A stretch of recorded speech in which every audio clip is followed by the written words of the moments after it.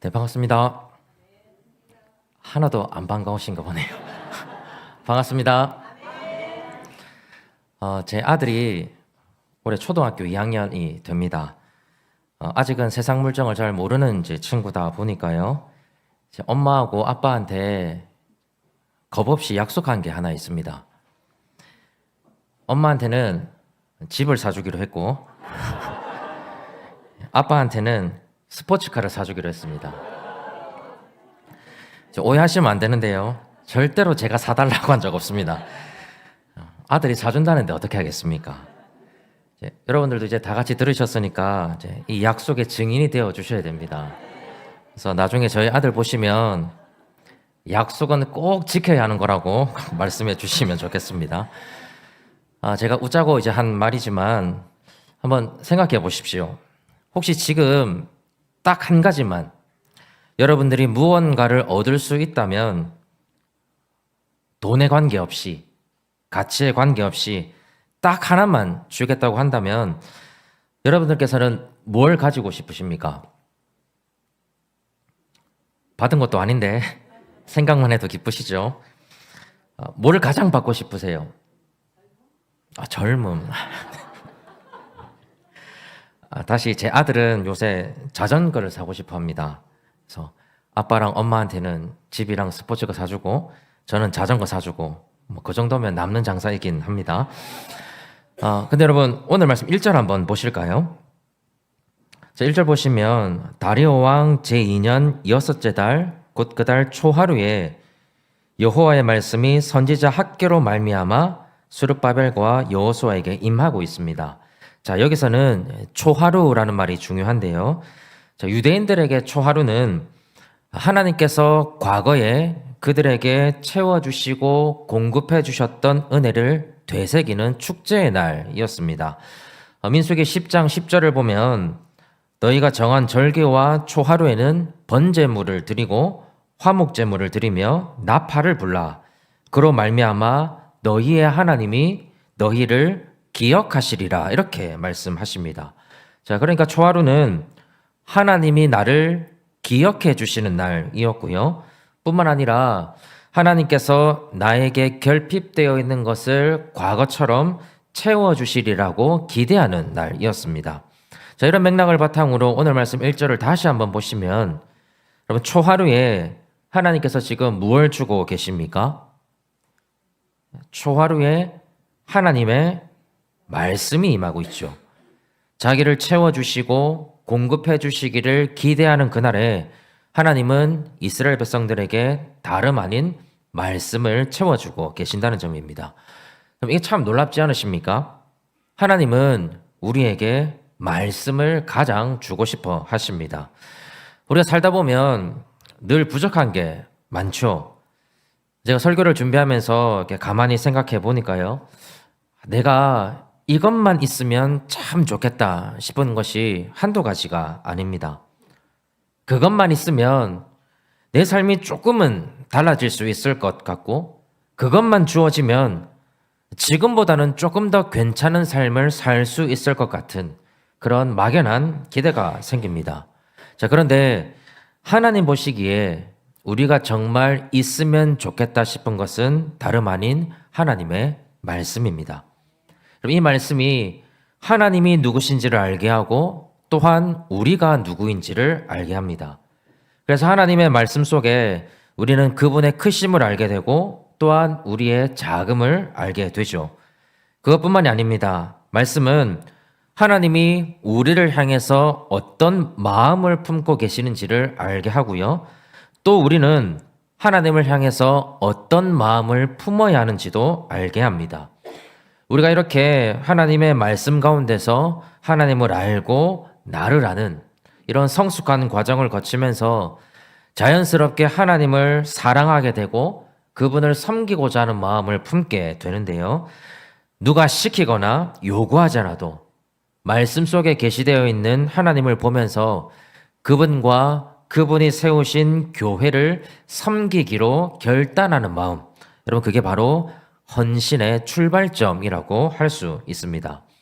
오늘 우리는 중직자 헌신 예배로 함께 모여 있습니다. 여러분, 헌신을 위해서 우리에게 필요한 건 어떤 이벤트나 캠페인이 아닙니다. 우리는 다시 말씀으로 돌아가야 합니다. 특별히 오늘 주신 말씀 안에서 헌신자로 살아가야 할 우리들에게 하나님은 어떤 말씀을 주고 계시는지 우리 함께 살펴보면서 은혜와 결단의 시간을 한번 가져보려고 합니다. 먼저 오늘 함께 읽은 말씀은 언제나 그렇듯이 역사적인 배경을 아는 것이 굉장히 중요합니다. 우리 성경 한 구절 같이 한번 읽어보겠습니다. 우리 에스라 1장 3절 말씀입니다. 같이 읽어보겠습니다. 시작.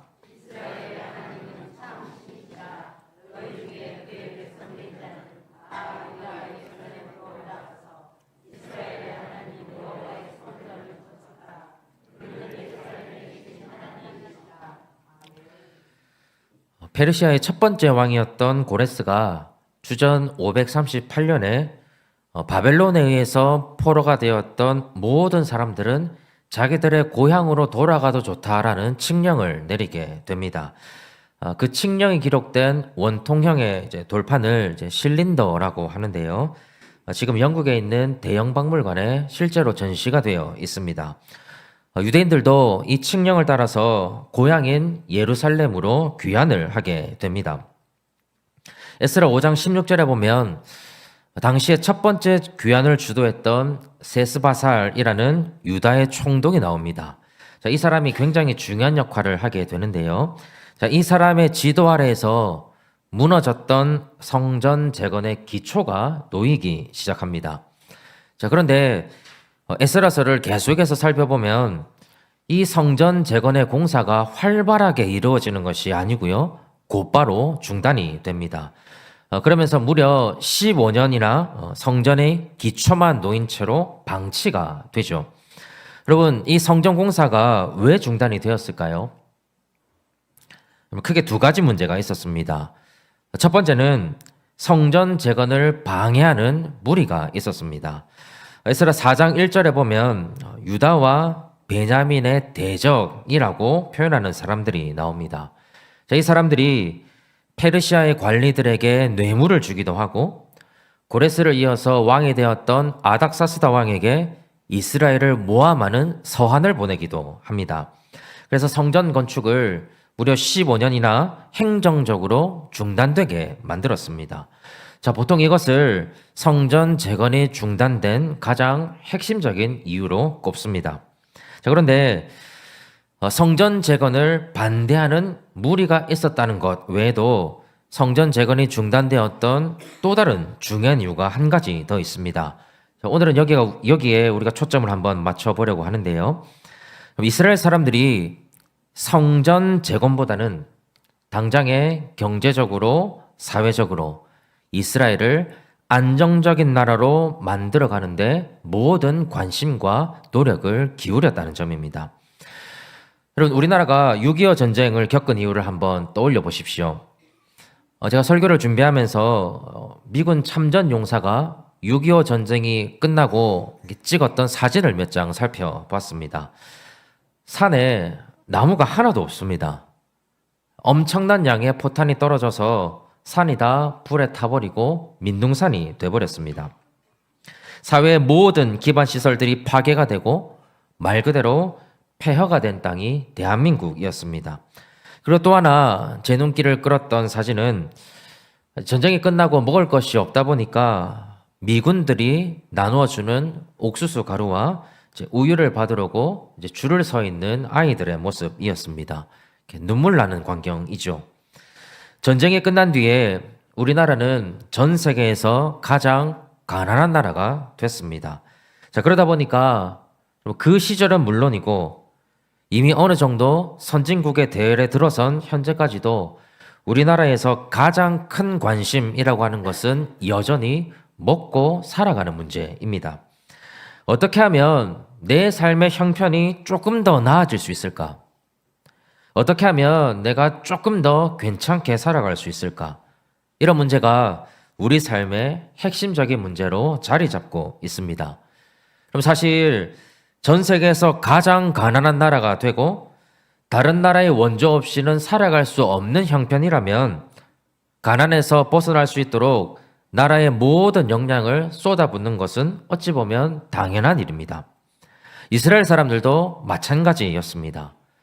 바벨론의 포로로 잡혀 있다가 이제 막 돌아왔습니다. 그럼 이스라엘 사람들이 가지고 있는 것이 과연 무엇이었겠습니까? 전쟁이 벌어지고 70년 동안이나 버려져 있는 땅에 집도 없고 먹을 것도 없고 사람이 살 수 있는 기본적 환경이 아닙니다. 그럼 그렇다고 해서 가진 돈이 있습니까? 아니면 가지고 있는 자원이 있겠습니까? 아무것도 가진 것이 없는 상태에서 다시 처음부터 나라의 기반을 다진다라고 하는 것은 여간 힘든 일이 아닙니다. 자, 이런 상황에서 이스라엘 사람들의 마음속에 하나님의 성전을 재건하는 일이 점점 미뤄지기 시작하죠. 여러분, 이런 흐름을 한번 기억하시면서 2절 한번 보실까요? 자, 이스라엘 사람들이 성전 재건을 미루고 있는 이유를 무엇이라고 말하고 있습니까? 무엇이죠? 여호와의 전을 건축할 시기가 아직은 이르지 아니하였다. 당장은 나라를 사회적으로, 경제적으로 안정시켜야 하는 것이 최우선순위니까. 조금 다르게 이야기하면 당장에는 먹고 사는 문제가 해결되지 않았으니까 성전을 재건할 시기는 아직은 아니라고 주장하고 있는 겁니다. 자, 지금 당장 이스라엘이 처해 있는 이런 어렵고 급박한 상황에서 성전 재건에 많은 돈과 많은 자원을 투자하는 것은 경제적인 논리로 볼 때 지혜로운 일은 아니라고 지금 판단하고 있다는 점입니다. 먼저 자신들이 살아갈 수 있는 삶의 기반을 닦은 후에 성전을 재건해도 늦지 않다라고 생각하고 있습니다. 이스라엘 사람들은 그들 앞에 펼쳐진 황폐화된 삶의 터전 때문에 그들 앞에 펼쳐져 있는 황폐화된 성전을 보고서도 눈을 감아버립니다. 그들이 느꼈던 삶의 막막함이 하나님마저도 집어 삼켜버렸다는 점입니다. 사랑하는 여러분, 저는 오늘 이 말씀을 묵상하면서 오늘 본문이 기록된 이 당시는 물론이고 우리가 살아가는 이 시대의 교회들이 무엇인가를 잃어버리고 있다라고 느낍니다. 그게 바로 하나님 중심이라는 영적 가치입니다. 하나님 중심을 잃어버리니까 내가 안정되는 것이 먼저가 됩니다. 내가 먹고 살 수 있는 기반을 마련하는 것에 우선순위를 빼앗깁니다. 나에게 여유가 생기지 않으면 우리의 시야가 극도로 좁아져서 모든 생각과 시선이 하나님과 교회가 아니라 자신을 중심으로 맞춰지기 시작하죠. 여러분, 결국 그리스도인들이 이 세상에서 치러야 하는 싸움은 가치관의 싸움입니다. 내가 무엇에 더 가치를 두고 살아가느냐, 내가 무엇을 더 소중히 여기고 있고 무엇에 더 많은 관심과 열정을 쏟아내고 있느냐, 이것이 우리의 헌신을 달라지게 만든다는 사실입니다. 당시 이스라엘 사람들은 너무나도 좋은 핑계가 있었습니다. 나라를 재건하는 것이 먼저가 아니냐.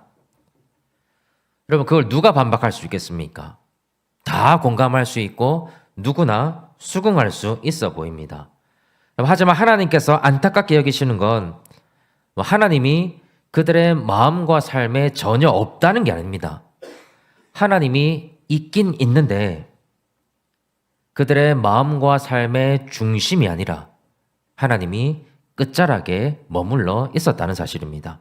결국 이런 자기 중심적인 가치관이 하나님께서 성전을 건축하라고 명령하셨음에도 불구하고 스스로가 아직은 그 시기가 아니라고 판단하는 인간의 교만함으로 나타납니다. 하나님이 정하신 시기를 인간이 아니라고 말한다는 것은 여전히 자기의 삶에서 하나님의 주권을 인정하지 못하고 있다는 걸 의미합니다. 하나님은 지금 이걸 안타깝게 여기고 계시는 겁니다. 여러분, 하나님의 백성들은 하나님 중심의 가치관을 붙잡고 살아가는 사람들입니다. 우리 삶의 모든 우선순위에서 가장 높은 자리를 차지해야 하는 것은 하나님이어야만 합니다. 다윗을 한번 생각해 보십시오. 여러분, 다윗이 자기를 죽이려고 혈안이 되어 있는 사울을 피해서 작은 굴에 숨어 있었습니다. 그런데 때마침 다윗이 숨어 있는 굴에 사울이 용변을 보려고 들어옵니다. 그래서 사울을 지키고 있는 경비병도 없고 모든 무장도 다 해제된 상태입니다. 자, 다윗의 사람들이 이제 뭐라고 이야기하냐면 지금이 하나님이 주신 기회니까 사울을 어떻게 하자고요? 죽이자고 이야기를 합니다. 그러면 다윗의 입장에서 보면 사울을 피해서 목숨을 걸고 도망 다녀야 하는 이런 지긋지긋한 생활을 끝내버릴 수 있고, 사울을 죽이면 다윗이 더 빨리 왕의 자리에 오를 수도 있는 일입니다. 그런데도 다윗은 사울을 죽이지 않았습니다. 하나님 중심의 가치를 붙들고 있는 다윗은 하나님이 기름 부은 자를 죽일 수가 없어서 그저 사울의 옷자락만 베었을 뿐입니다. 근데 그것마저도 가슴에 찔려서 마음 아파했던 사람이 다윗이었습니다. 그럼 만약에 다윗이 오늘 말씀에 등장하고 있는 이스라엘 사람들 같았다면 당장에 사울을 죽였을 겁니다. 내가 먼저이고 내 이익이 먼저라면 사울을 죽이는 일은 사실은 아무것도 아닙니다. 그러나 눈앞에 있는 자기의 이익보다 하나님을 생각하는 사람이 바로 다윗이었습니다. 이처럼 우리가 무엇에 중심을 두냐에 따라서 우리의 선택이 달라지고 우리의 인생도 현저하게 달라지는 법입니다. 여러분, 우리가 혹여나 하나님 중심적인 가치관을 붙잡고 있지 못한다면 우리 역시도 오늘 말씀에 등장하고 있는 이스라엘 사람들처럼 아직은 하나님께 헌신할 시기가 아니라고 우리 자신을 정당화할지도 모릅니다. 아직은 내가 이루고 싶은 것이 너무 많아서, 아직은 그렇게 내 삶이 안정적이지 않아서, 아직은 내 삶에 여유가 없어서, 아직은 나에게 시간이 없어서, 아직은 내가 할 일이 너무 바빠서, 아직은 상황과 여건이 따라주지 않아서 우리가 하나님을 뒤로 미루고 있다면 하나님은 우리에게 4절로 말씀해 주실 겁니다. 우리 4절 말씀 우리 같이 한번 읽어보겠습니다. 4절입니다. 시작.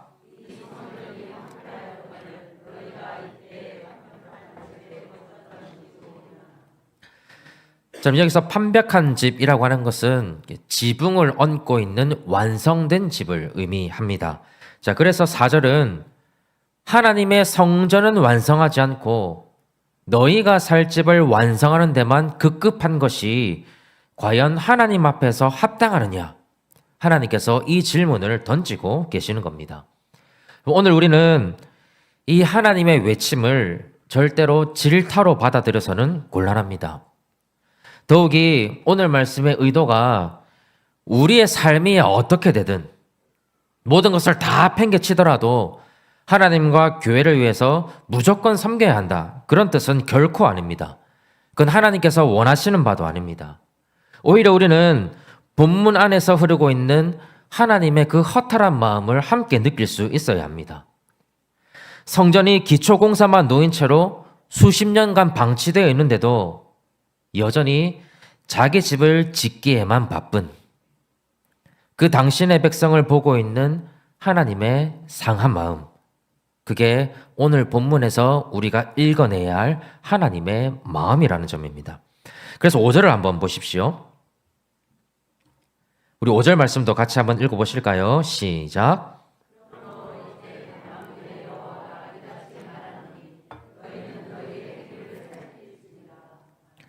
자, 하나님은 우리의 행위를 살펴보라 하고 말씀하고 계십니다. 자기 집에만 열중하던 우리의 모습을 겸허하게 인정해서 이제는 방치되고 황폐화된 하나님의 집을 먼저 보고 거기에도 신경을 쓰라고 말씀하십니다. 그 하나님의 외침을 우리는 우리의 귀가 아니라 우리의 마음으로 들을 수 있어야 합니다. 사랑하는 여러분, 오늘 시간 우리가 영적인 눈을 뜨고 분명하게 보아야 할 것은 점점 더 완성되어 가고 있는 우리의 집입니다. 내가 완성시키기 위해서 힘과 땀과 노력을 아끼지 않는 우리의 집과 우리가 여러 가지 이유로 돌보지 않고 미루고 미루다 보니 점점 황폐해지고 있는 하나님의 집을 우리는 교차시켜서 볼 수 있어야 합니다. 하나님은 하나님의 집을 보면서도 돌아서고 눈을 감아버렸던 우리의 행위들, 우리의 우선순위, 우리의 마음가짐, 우리의 신앙을 다시 한번 돌아보고 황폐해져가는 하나님의 집 가운데 우리의 마음을 먼저 쏟으라고 말씀하십니다. 하나님을 먼저 좀 바라보라는 겁니다. 자, 그래서 여러분, 우리가 해야 할 헌신이라는 것이 사실은 다른 게 아닙니다. 황폐해져가는 하나님의 집을 먼저 바라볼 수 있는 것, 그리고 그게 헌신으로 이어지는 귀한 발판이 된다는 사실입니다. 자, 그렇다면 하나님의 성전을 먼저 바라보고 또 건축한다는 것이 오늘날 우리에게는 어떤 의미가 될 수 있느냐 하는 것이 이제 중요한데요. 8절 말씀 한번 보십시오. 우리 8절 말씀 우리 같이 한번 읽어보겠습니다. 시작.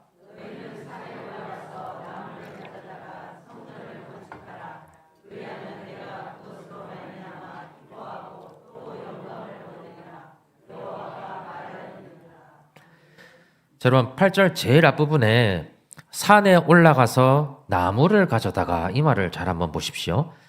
왜 하나님께서는 산에 올라가서 나무를 가져다가 성전을 건축하라라고 말씀을 하셨을까요? 여러분 산에 있는 나무는 이스라엘 사람들이 기르지도 않았고 자라게도 하지 않았습니다.